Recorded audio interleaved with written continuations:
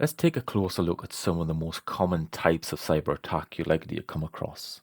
These attack methods vary in how they work, but they all have the same goal: to compromise systems, steal data, or cause disruption. Understanding how these attacks work is the first step in protecting against them. Let's start with one of the most widespread and dangerous threats out there: phishing. Phishing attacks usually come in the form of fraudulent emails. They are designed to trick people into giving away sensitive information, things like usernames, passwords, credit card numbers, or even company secrets. What makes phishing so effective is how convincing these emails can be. They often pretend to come from trusted sources like banks, your boss, or well known services like PayPal and Microsoft. They might tell you there's a problem with your account or ask you to click on the link to verify something quickly. Sometimes they use fear, like threatening to lock your account if you don't act fast. This sense of urgency makes people act without thinking. The one click on a bad link, you can be directed to a fake website or it looks exactly the same as the real thing. Of course, clicking the link could download malware onto your system, which brings us to the next topic or the next threat: malware. Malware stands for malicious software, and that's exactly what it is: software designed to cause harm to a device, a network, or a user. There are many types of malware, each one has a specific goal.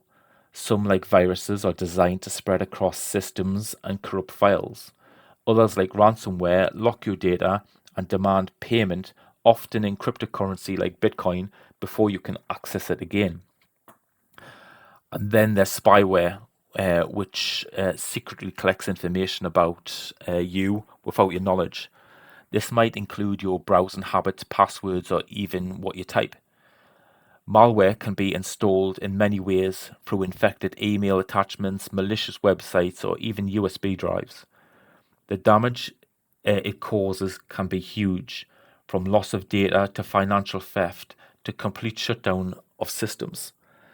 Now let's move on to another type of attack: the distributed denial of service attack, or DDoS for short.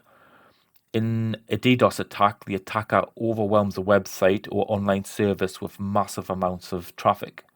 The traffic is often sent from a network of an infected computers called botnets, which could be thousands or even millions of them, millions of devices from all around the world. The goal is to exhaust the system's resources, things like bandwidth, memory, or CPU, until the website or service crashes and becomes unavailable to real users. Imagine trying to get into a building, but the mob of fake visitors is blocking every door. That's essentially what a DDoS does to a website. These attacks don't always involve stealing data, but they cause serious disruption to businesses, operations, and customer trust.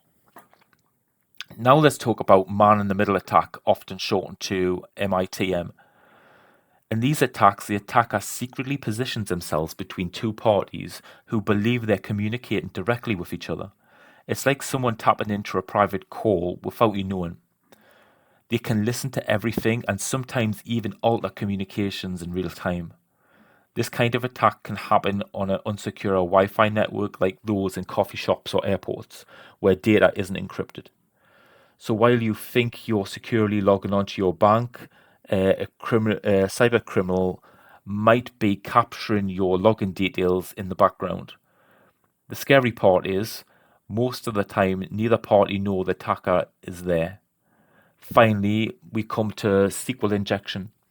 This is a more technical attack, but it can be extremely damaging, especially to websites and online services that use databases.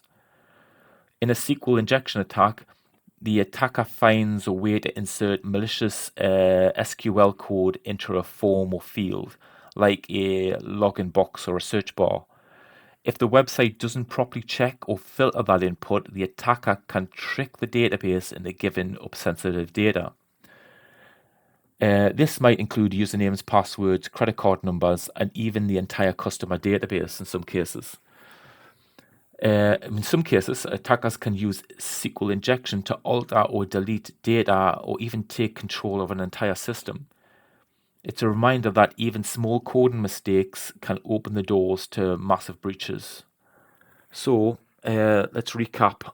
Phishing uses trickery and urgency to fool people into giving up sensitive information.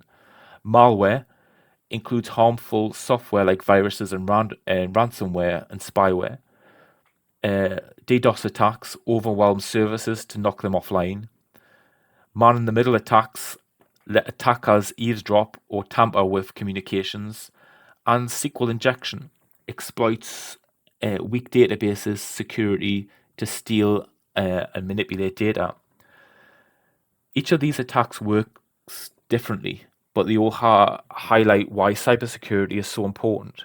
Staying informed, using good security practices, and being alert to these risks can go a long way in keeping data safe.